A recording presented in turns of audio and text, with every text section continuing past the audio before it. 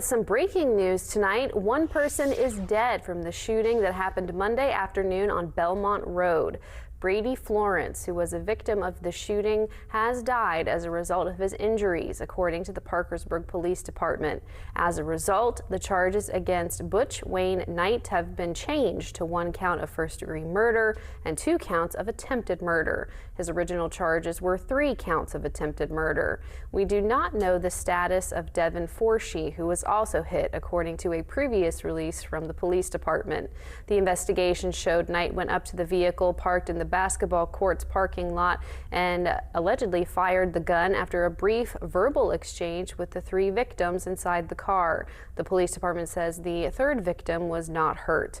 More updates will be released as the investigation continues and more information becomes available.